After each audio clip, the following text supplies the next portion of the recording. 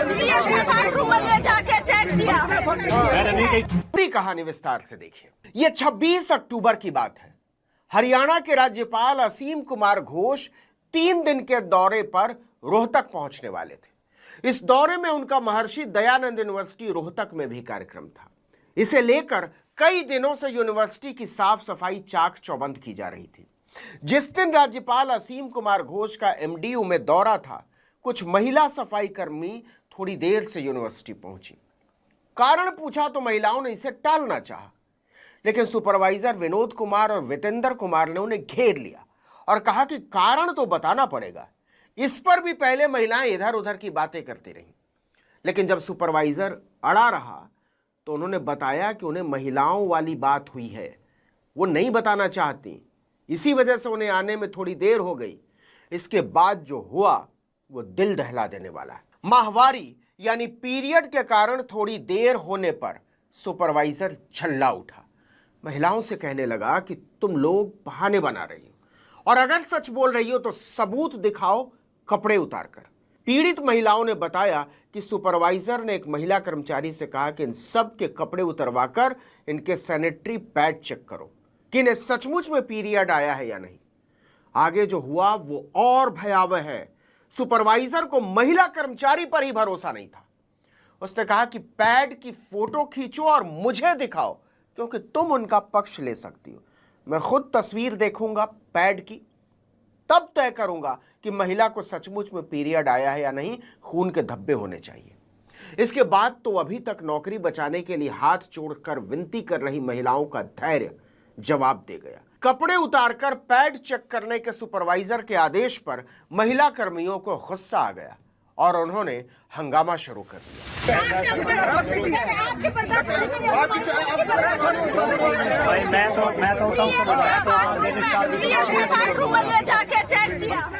देखते ही देखते यह घटना पूरी यूनिवर्सिटी में तेजी से फैलती चली गई। एमडीयू में महिला सफाई कर्मचारियों के साथ सुपरवाइजर के इस व्यवहार की जब छात्र संगठनों को जानकारी हुई तो वो भी जमा होने लगे और हंगामा शुरू कर दिया। महिला कर्मियों और छात्रों ने सुपरवाइजर विनोद और वितेंद्र का कैंपस में ही जबरदस्त विरोध शुरू कर दिया। घेराव हो गया।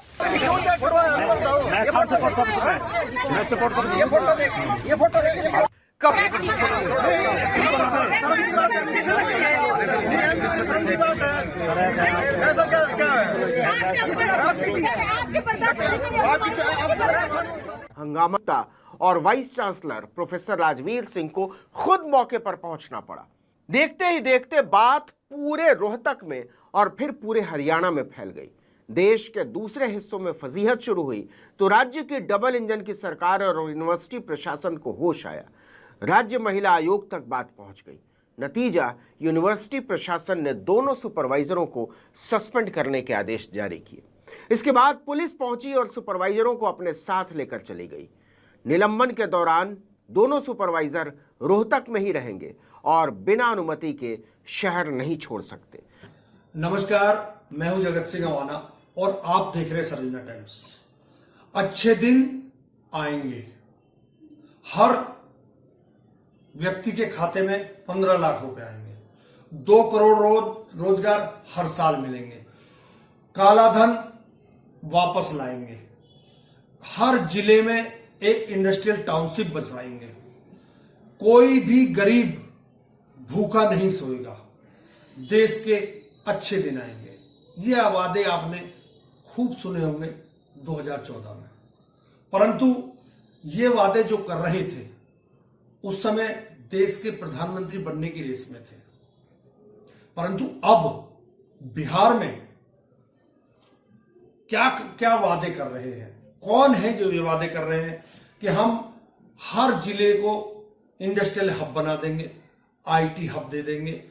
उसके अलावा जिले 2 करोड़ रोजगार का तो जिक्र नहीं किया, उन्होंने कहा हम 1 करोड़ रोजगार देंगे सरकारी। उसके अलावा बिहार को विकसित राज्य बना देंगे। 5 साल आप हमें दे दीजिए, हम 5 साल में बिहार को विकसित राज्य बना देंगे। क्योंकि आपको यह भी पता होगा कि प्रधानमंत्री 2047 में देश को विकसित राष्ट्र बनाने की उस पर भी हैं, परंतु जब कल बीजेपी के राष्ट्रीय अध्यक्ष जेपी नड्डा मैनिफेस्टो के बारे में बता रहे थे, जो काम प्रदेश के भावी मुख्यमंत्री यानी नीतीश कुमार को करना चाहिए था, वो काम जेपी नड्डा और सम्राट चौधरी ने पूरा मैनिफेस्टो पढ़ा। जब मैनिफेस्टो पढ़ा और कुछ सेकंड बाद ही नीतीश कुमार वहां से उठकर चले गए, तो आप इस बात को जान लीजिए खूब अच्छी तरह से कि मैनिफेस्टो आने के बाद तो नीतीश कुमार बिहार में चुनाव हार चुके हैं। बिहार का चुनाव पूरी तरह से बीजेपी ने अपनी उसमें ले लिया है। बिहार में हम मेडिकल कॉलेज बनाएंगे, हर जिले में इंडस्ट्रियल हब बनाएंगे। अभी तक हम आपको 5 किलो राशन देते थे, आगे हम फ्री में पूरा राशन देंगे। उसके अलावा हम बिजली 200 यूनिट आपको फ्री देंगे। बाढ़ मुक्त 5 साल में बिहार को बाढ़ मुक्त बना देंगे। ये सब वादे करते करते क्या आपको याद है कि ये वादे कर कौन रहा है? 2014 का तो आपको याद होगा, परंतु 2025 में भी 11 साल बाद वही वादे और वही इरादे जेपी नड्डा जी के।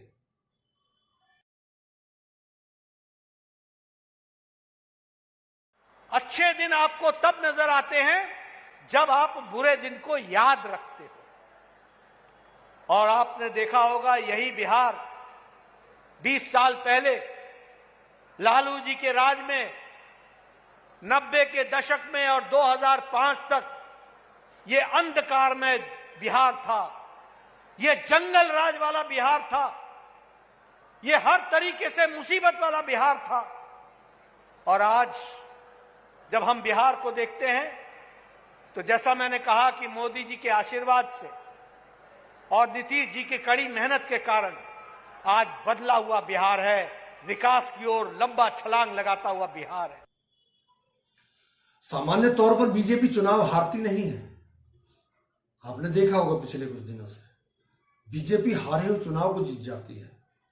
आपको महाराष्ट्र का तो याद होगा, महाराष्ट्र के सारे सर्वे, तमाम पंडित जो राजनीतिक पंडित हैं, चुनावी पंडित, विश्लेषक, तमाम इंडिया गठबंधन को जिता रहे थे, महायुति को जिता रहे थे, परंतु वहां जीता कौन और महायुति की क्या स्थिति हो गई? आप इससे अंदाजा लगा सकते हैं कि परिणाम जैसे महाराष्ट्र में पहले लिखा गया था, शायद बिहार में भी कुछ इसी तरह से परिणाम लिखा जा चुका है, क्योंकि बीजेपी जान चुकी है कि हम इस तरह चुनाव नहीं जीत सकते जिस तरह से चल रहा है। क्योंकि बीजेपी के विधायकों, पूर्व विधायकों और वर्तमान के प्रत्याशियों का बिहार की धरती पर क्या हासिल हो रहा है, एक बार आप देख लीजिए।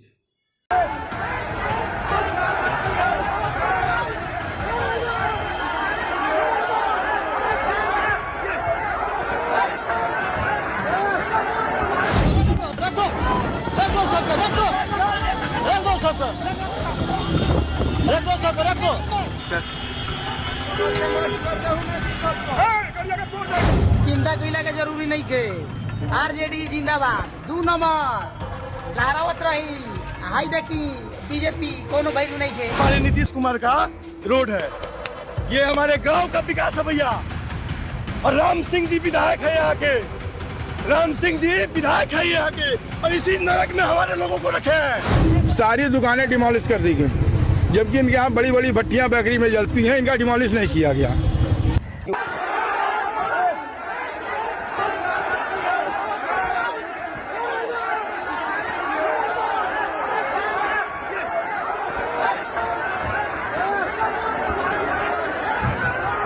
बस यही सब बाकी रह गया है।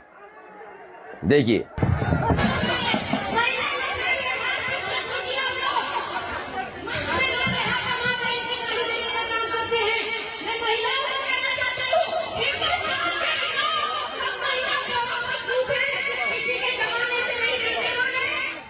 तो दबाने से नहीं डरने वाले, ना दबा आरजेडी वाले रहे ना कांग्रेस वाले, ये आपस में ही लात घूंसे लत्तम जुत्तम और जुतम पैजार चल रही है। खबर मुजफ्फरपुर के गया घाट में बीजेपी और जेडीयू नेताओं से जुड़ी है, जहां लत्तम जुत्तम देखिए ये प्रियांशु कुशवाहा ने दावा किया है कि वहां की ये खबर है। वैसे जेडीयू की टोपी लगे हुए एक आदमी नजर आता है। अब आइए एक और खबर।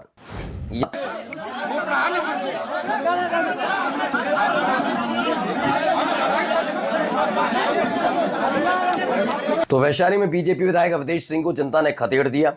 मतलब ये तो किस्त रोज मिल रही है, मुझे तो ऐसा लगता है। मैं जब भी सोचता हूं कि कुछ नया आपको दिखाने वाला, लेकिन तब तक खबर आ जाती है, हमारी टीम दिखाती है कि भाई रुक जाइएगा। 2-3 जगह जेडीयू और बीजेपी के विधायकों को खदेड़ दिया है, तो मजबूरी से ही भाई देखना पड़ेगा, लानी पड़ती हैं खबरें। तो ये एक और जगह है।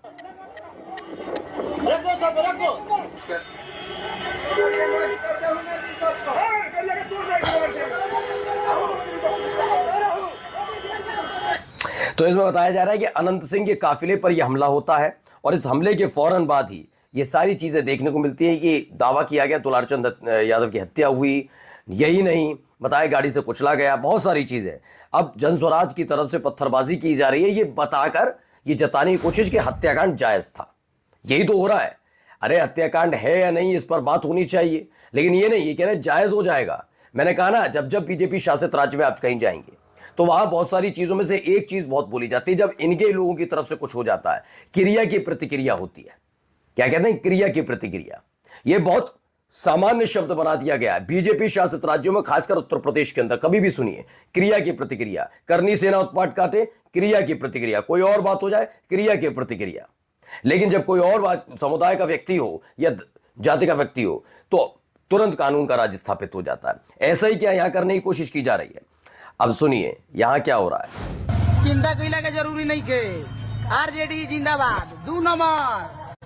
बिहार में जमकर बवाल हो गया, जिसकी तस्वीरें आप इस समय अपनी स्क्रीन पर देख रहे हैं। मैत्री ठाकुर जी, मुझे आपसे जो क्वेश्चन पूछना है, अलीनगर को सीतानगर बनाने से विकास नहीं होगा। जी आपको पता है, आपने कभी अपने स्पीच में ये नहीं कहा कि आप अलीनगर को कैसे डेवलप करेंगे। नहीं, बिल्कुल आपने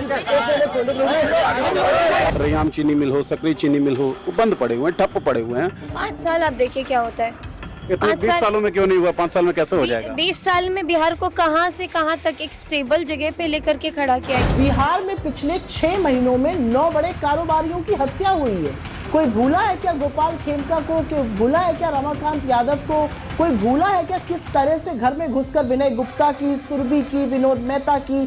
कहा बाहुबली, अब आँख उसको फूट गया, काना लगेले रहता चश्मा। अब छोटे सरकार के बाप क्या गया, बड़े सरकार। अब क्या बात है, जो कुल खोल देंगे तो लहरे उठ जाएगा। दोस्तों, सन 2014 से 2025 तक भारत में सरकारी नौकरियों में 80 लाख नौकरियों को खत्म कर दिया गया है। 30 लाख नौकरियों को बैंकों में खत्म कर दिया गया है। और अब वादा कर रहे हैं कि हम आपको 1 करोड़ नौकरी देंगे बिहार के नागरिकों। जिस बिहार का नागरिक पीएमओ में करीब करीब 5 से 10% लोग बिहार के काम करते हैं। दिल्ली के में ज्यादातर गलियारों में आपको बिहार के लोग दिखाई दे जाएंगे। हर प्रदेश में बिहार का आदमी नजर आएगा। उस प्रदेश की हालत आज क्या है? बिहार अगर पायदान में गिना जाए तो बिहार सबसे निचली पायदान का है। वहां की आय केवल 10% लोग होंगे जिनकी 5,000 रुपए महीने की इनकम है। वहां स्कूटर मोटरसाइकिल केवल 3% लोगों के पास है। वहां अपना मकान करीब 45% लोगों के पास है। और ऐसे में जब वादा हो कि हम आपको मकान भी दे देंगे, हम आपको ये भी दे देंगे, आप हमसे कुछ भी ले लीजिए, आप वोट हमें दे दीजिए, आपको महाराष्ट्र जरूर याद आ जाएगा। 10,000 रुपए बिहार में महिलाओं के खातों में डाले गए। एक किस्त अभी चुनाव से 1 दिन पहले जाने वाली है। आपको यह भी याद होगा कि यही हाल महाराष्ट्र में हुआ था। महाराष्ट्र में लाडली बहना के नाम पर जो सरकारी घूस दी गई थी कि बोले ना कोई, जीतेंगे तो हम ही, जीत तो हमारी पक्की है। बस ये रिश्वत, आप वोट किसी को भी दे दो, मुंह बंद रखना है। ये उस चीज की रिश्वत है। ये लालच 2014 वाला है। आपको खाते में कितने पैसे आएंगे मैं नहीं समझ सकता, ना ही मुझे पता है कि वो लोग कितने डालेंगे कितने नहीं डालेंगे। परंतु इस मैनिफेस्टो और बिहार में किस तरह से बीजेपी के नेताओं की भाषा है, उससे तो कंफर्म हो गया है कि नीतीश तो चुनाव हार रहे हैं। जो शिंदे का हाल हुआ था वही हाल कमोबेश नीतीश का भी होने वाला है। मैं इससे ज्यादा जिक्र और आपके सामने क्या करूं, मैंने उदाहरण दे दिया है आपको महाराष्ट्र का। जब सारे आंकड़े, जब सारे सर्वे महायुति को जिता रहे थे तब बीजेपी जीत गई, तो अब क्या, कौन हराएगा? अब तो बराबर की टक्कर दिखा रहे हैं सारे सर्वे, क्योंकि चैनल वाले, आपको पता है चैनल वाले भी किसके गुणगान ज्यादा गाते हैं, उन्होंने अपना खेल शुरू कर दिया है। और जो एग्जिट पोल आते हैं उसमें सुप्रीम कोर्ट ने रोक लगा दी है, तो आप खुद समझ लीजिए आगे होने वाला क्या है। मैनिफेस्टो में क्या लिख के दे रहे हैं कोई मायने नहीं रखता। लाडली बहना के नाम पर पहली 2 किस्त देकर उसके बाद क्या हुआ, शुरू हुआ है, आप महाराष्ट्र की खबर पढ़ लीजिए। मैं वही बात बिहार में भी ला रहा हूं कि बिहार में भी कमोबेश महाराष्ट्र का इतिहास दोहराने की कोशिश लगातार जारी है, और उन सब कोशिशों में बीजेपी कामयाब होगी, क्योंकि बीजेपी को हारने की आदत नहीं है। हो सकता है मेरी बातें कुछ लोगों को कड़वी लगे, परंतु लोकतंत्र के लिए ये बहुत बड़ा खतरा भी अपने आप में है। समझने वाले समझे, ना समझे, जो अंधभक्त और जिनके ऊपर धार्मिक चश्मा चढ़ा हुआ उन्हें कोई नहीं समझा सकता। नमस्कार, बहुत बहुत धन्यवाद।